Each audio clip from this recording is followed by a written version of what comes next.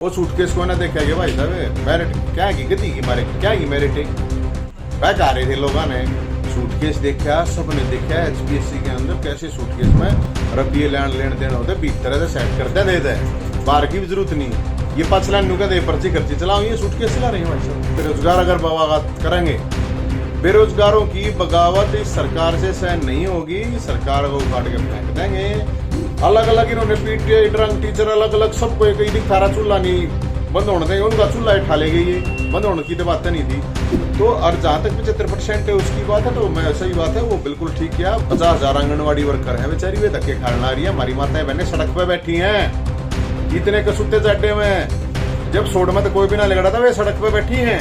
2000 extension lecturer जो PhD कर रहे हैं, यूजीसी नेट कर रहे हैं, वे बेचारे धक्के खाने लाग रहे हैं। सरकार एक नंबर की झूठी ले लो, 15 लाख रुपया आपके खाते मांगे होंगे, चेक कर लो, अपना कटवा लो बैंक में, क्या खाली बैठे हो, जिसके मांगे होंगे कटवा लो। तो यह है क्या, सरकार एक नंबर की झूठी है। हरियाणा में 25 लाख हैं जो खुले घूम रहे हैं, बेरोजगार धक्के खा रहे हैं। 25 लाख पढ़े लिखे बता रहे हैं, उन्होंने पढ़ना बता रहा। और सरकार के पास कम से कम 5 लाख वैकेंसी खाली पड़ी है अलग अलग डिपार्टमेंट में। मैं यही तो कहूँ हूँ, अगर न्यूनता बता दो कौन कौन से डिपार्टमेंट में कितनी वैकेंसी खाली पड़ी है, और कद तक भर दोगे, कद पेपर हो जाएगा, कद उसका रिजल्ट होगा, कद उसका इंटरव्यू होगा, कद उसकी ज्वाइनिंग होगी।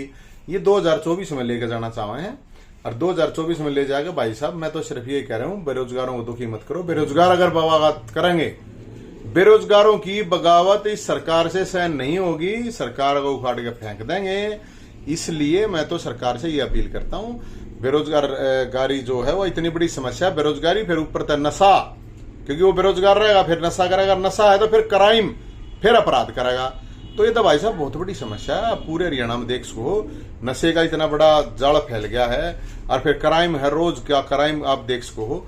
तो मैं तो सरकार तो यही कहना चाहूंगा भाई साहब, जैसे अभी 50,000 आंगनबाड़ी वर्कर हैं बेचारी, वे धक्के खाने आ रही है। हमारी माताएं बहनें सड़क पे बैठी हैं, इतने कसूते चड्डे में जब सोड में तो कोई भी ना लगा था, वे सड़क पे बैठी हैं। तो क्यों ना मानती सरकार उनकी बात। 2000 एक्सटेंशन लेक्चरर जो पीएचडी कर रहे हैं, यूजीसी नेट कर रहे हैं, वे बेचारे धक्के खाने लाग रहे हैं। अलग अलग इन्होंने पीटीआई ड्रंक टीचर अलग अलग सबको एक ही थारा चूल्हा नहीं बंद होने देंगे, उनका चूल्हा उठा ले गई, ये बंद होने की तो बात नहीं थी। तो और जहां तक 75% है उसकी बात है, तो मैं सही बात है, वो बिल्कुल ठीक किया। बात है कितनी नौकरी दे पाओगे वो आगे की बात है, लेकिन वो जो डिसीजन है वो बिल्कुल ठीक है। तो जो अगर सही चीज होगी तो उसने मैं कोई न्यू थोड़ी है भाई, मैंने को सब गाड़ देने का काम थोड़ी है। अगर सरकार सही करेगी तो हम बिल्कुल कहेंगे, लेकिन मैं सरकार को 100 में तो 100 नंबर दे दूंगा। 25 लाख बेरोजगार हैं, उनका इंतजाम कर दे, हरियाणा से क्राइम खत्म कर दे, हरियाणा से नशा खत्म कर दे, तो फिर तो मानेंगे भाई साहब। नहीं तो फिर तो हम तो आंदोलन करेंगे और क्या कर सकते हैं। वो सूटकेस को ना देखा कि भाई साहब मेरिट क्या की गति की मारे क्या की मेरिट बैक आ रहे थे लोगों ने सूटकेस देखा, सबने देखा एचपीएससी के अंदर कैसे सूटकेस में रुपये लेन देन होते भीतर से सेट करते देते हैं, बाहर की भी जरूरत नहीं। ये 5 लाख नुका दे पर्ची खर्ची चलाओ, ये सूटकेस चला रहे हैं भाई साहब। ईमानदारी वाली बात तो है नहीं ना, खामखा की बात है। ईमानदारी का क्या मतलब है? बता तो दो, सरकार बन रही है, नू बता दे कितनी नौकरी दे दी हमने।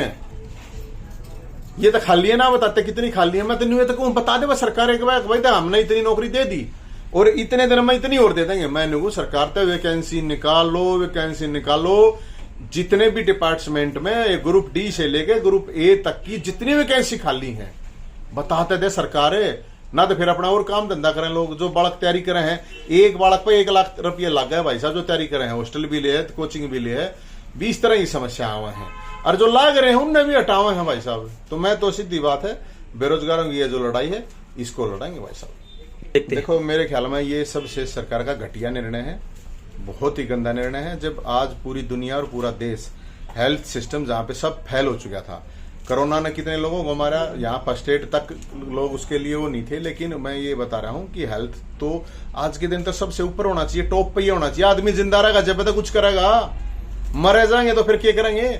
ये तो इतना इंपॉर्टेंट, इतना महत्वपूर्ण सब्जेक्ट था, इसको सरकार से हम तो ये कह रहे हैं ये निर्णय बहुत गलत है।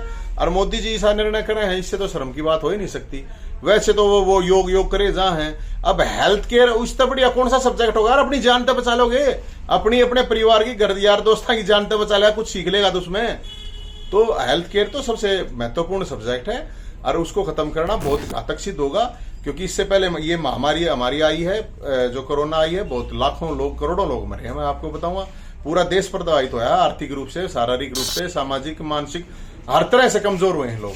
तो मुझे लगता है कि ये बहुत जरूरी, महत्वपूर्ण सब्जेक्ट था, इसको रखना जरूरी है। मैं तो फिजिकल एजुकेशन से हूं, तो मैं इस चीज को समझ सकता हूँ कि ये तो सब्जेक्ट सबसे महत्वपूर्ण है। जान तो बचा लेंगे लोग अपनी, काम धंधा तो पाछे की बात है भाई साहब। देखते हैं आप तो ले लो फिर 15 लाख रुपया आपके खाते मांगे होंगे, चेक कर लो, अपना कटवा ला बैंक में, तो क्या टाली बैठे हो भाई, जिसके मांगे होंगे कटवा लो।